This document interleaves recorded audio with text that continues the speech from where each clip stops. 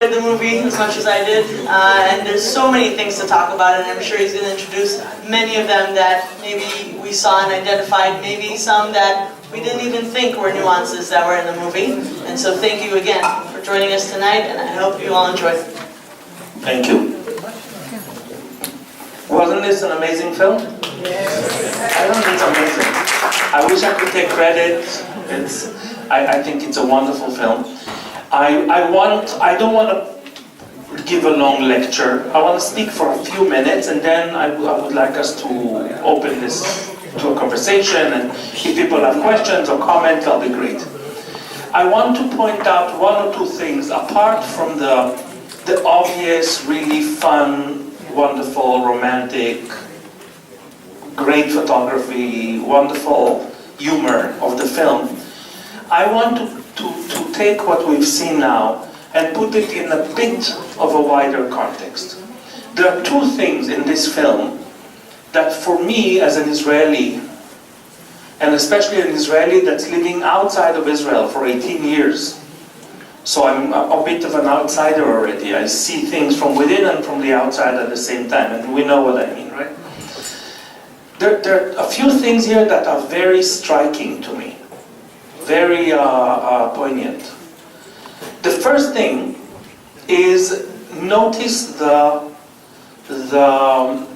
Middle Eastern element of the film. Israel that I grew up in was not a country that saw itself as Middle Eastern. We were whatever we were. Our vision of ourselves was of a Western, probably European, a country that happened to be located in the Middle East. And people who were of Middle Eastern origin, such as myself, I'm Persian, we're Persian Jews, our cultures were not considered, central cultures. And we all felt that Sabra culture, Israeli culture, looked different. And it was a very Western culture. One of the things that are very striking here is how present is the Sephardi Mizrahi element of everybody, all the actors. Now there's a tradition to that. This film sits on a long tradition of a genre that I personally love called Sirte Burekas, right? Sirte Burekas were these comedies that were vulgar but very, very sharp and ironic. And there always was, they were always depicting people who are from the lower stratas of society, criminals, con men, scoundrels, but in a funny way. And there were always the Ashkenazi bourgeoisie and the Mizrahi chach-chach. And then they would fall in love, and it was a romantic comedy. It really sat on the farce. It was a farce. This is not a farce. It is a comedy, but it is not a farce. And notice that the two criminals are actually very cool people. And there's somebody's doing something with the genre on purpose. So they take two criminals who are very clearly not Ashkenazi and not from upper middle class, but they are very sophisticated. They have a sophisticated palate. Their Hebrew is very sophisticated. Their humor is sophisticated. The guy with the beard, I forget his name, the Hamud, Steven, he actually has a great Hebrew and an amazing sense of humor. So the creators of the film are playing with us, because they take the stereotype of the low-life Mizrahi criminal, and they actually recreate them as super cool, educated, and nuanced and sophisticated people. That's subversive. I think that the Israelis here will understand what I'm talking about, of how we were fed a certain stereotype, and this takes the stereotypes and puts it on its head. Yes, they're still portrayed as criminals, but they are very sophisticated. To attribute sophistication to Middle Eastern protagonists is very new. Second thing that for me is very striking is the religious Jewish factor. And again, if you saw cinema, Israeli cinema, until very recently, you would never suspect that Israel is a Jewish country.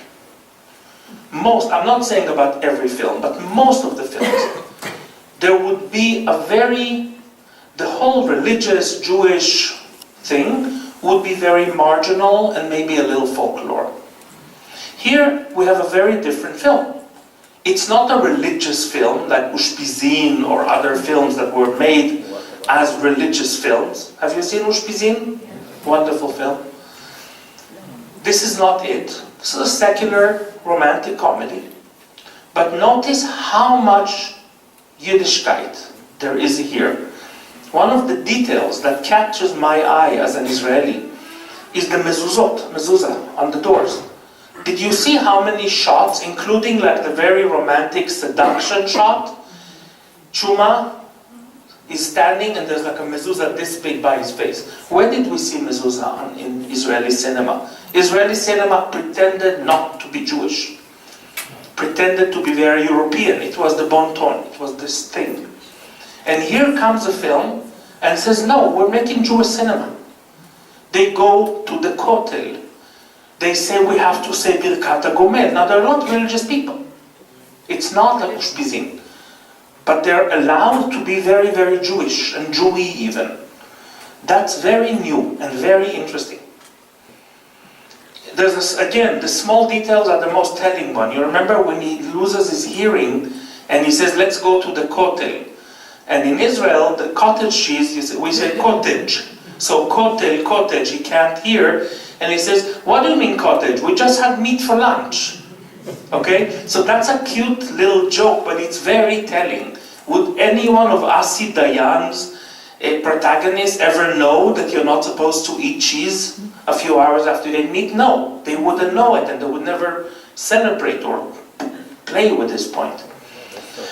One of the reasons I was excited to speak about this film is because myself, my work, for example, is painted with very strong Jewish and religious cultural themes. And I think that in spite of the fact that this is a wonderful light comedy and my novel is not a light or comedy, and it's very different, but there's a certain undercurrent.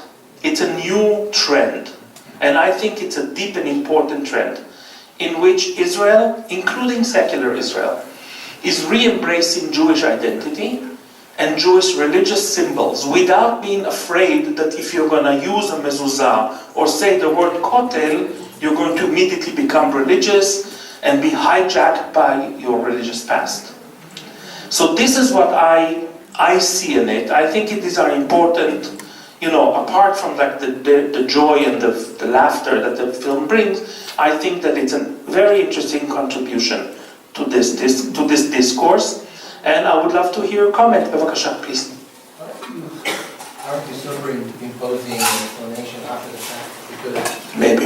Usually I am. what I'm asking is because these are the characters of the Asi in Israel. Yes. They are religious in a way. They yes. can kill someone, beat someone, and then they put their big kippah on their yeah. head, right? So yes. But I think that's a character rather than. I think it's a choice. Again, but no, I'm just asking, right? I'm not. This is more the character rather than say that the film industry in Israel is not afraid to kind of pretend or present the new religion or something. I hear your point. Did you hear his point? He's saying, well, this goes with the characters. These characters, even criminals, even people like this, extorters, and are coming from traditional backgrounds, so they can go beat up someone and then put the kippah on their head and go home for Shabbat. But it is a very important choice of the director to not make fun of it. Also, there were so many crime films in Israel where depicted avzim, but never gave room for the traditionality. And also the film, it's not just that the film, this is not hyper-realism, capturing the life of the low stratas of Israeli society. This is a kind of magical realism, right? The director is taking a stand. He's saying, the director, the person who also writes the script, is taking a stand and saying, I'm going to make it into a Jewish moral tale with elements of Jewish magical realism. That's a big decision. Think of Achim Barabash that used to do films about the jail, and everybody in jail is Mizrahi. There was, yes? In the 60s, the troops looked more like the Sateluetas. In the 70s. These are the 90s. Maybe yes, maybe not. I think that the choice to depict them like this is very pregnant with meaning. It's not, for me, there's nothing accidental about this choice. You are, of course, welcome to your opinion, but that's not how I see it. Please. Sorry, I think Jimmy is part of the director. He said he really took the typical us, as you say, but seeing Rubi, I still respect them. So he left the respect to them, even though this is who they are. So he kind of both things in that character. I just want to say I hung out with many Arsim in my time. At this level of sophistication, it's a comedy. In real life, they would not have this type of sophistication. Few might, but it's yeah. But sophisticated us is almost an oxymoron. And here they are. No, more thoughts, more ideas,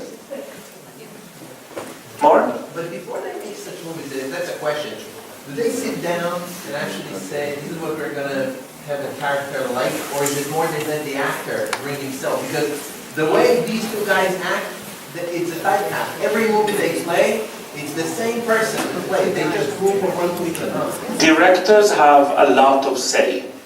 Directors direct. Maybe some directors are more democratic and they let actors kind of come up with their own shtick, but most often directors are very hands-on and they direct the film.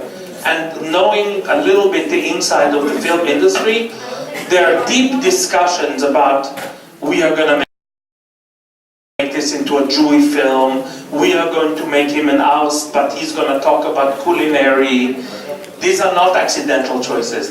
You don't reach this level of tightness and good humor. There's nothing accidental about this. This was very well made. Somebody was very hands-on. Could be. I would not be surprised. They are. You know what? That makes total sense. That makes total sense. Because they created themselves such wonderful characters. More? Chevre, it was, oh, please. Something that reminded me about the movie Pulp Fiction. Yes. These two characters who were Yes. that were criminals. Yes. And yet, one of them spouted the Bible. Absolutely. And they come around and it's a very ethical end. I think you're absolutely right. This totally sits on the platform, on the blueprint of Pulp Fiction, including the bantering, and I'm on a mission from God, yes. A little bit also the Blues Brothers, which is Blues Brothers, which kind of, Pulp Fiction in way sat on Blue Brothers and I'm on a mission from God. Oh, but this is, yes, this sits on the blueprint of Pulp Fiction, beautiful.